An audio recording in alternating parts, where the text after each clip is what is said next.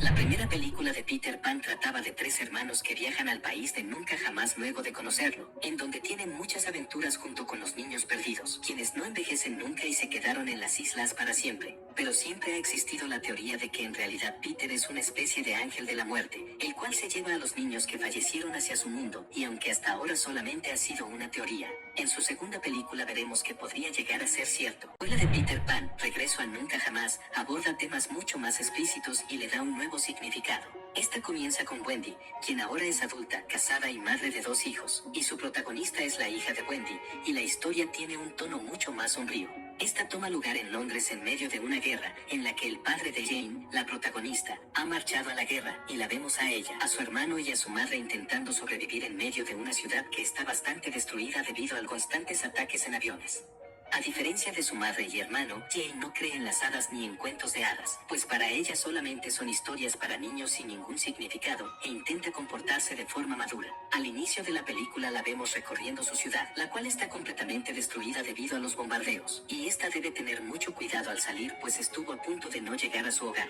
Su madre le cuenta constantemente historias al hermano pequeño para poder distraerlo, diciéndole que esos ruidos en el cielo y los sonidos de bombas eran en realidad el Capitán Garfio con sus cañones. Esto molesta a Jane, pues le dice que no debería llenarle la cabeza con fantasía, y termina discutiendo con su hermano diciéndole que las historias de Peter son falsas, y que están en medio de la guerra, pero su madre la reprende diciéndole que aún debe entender muchas cosas. Esto la deja bastante triste, y escucha a su madre contándole historias a su hermano, y cuando ella intenta ver la estrella en la que está el país de nunca jamás, luego baja la mirada para volver a la realidad en la que está, rodeada de destrucción por los constantes bombardeos, dejándola completamente desesperanzada. Es una temática bastante sombría para tratarse de una película de Disney, pero hay algo que es incluso más interesante que eso. Al final de la película vemos que Peter vuelve a encontrarse con Wendy y se despide volando, pero podemos ver algo curioso, y es que cuando vuela por encima de los edificios, estos por alguna razón ninguno está destruido. Recordemos que al inicio de la película nos muestran que gran parte de los edificios de la ciudad habían sido bombardeados, por lo que no se explica por qué están reconstruidos, y ahí es cuando se conecta con la teoría que dice que es el ángel de la muerte.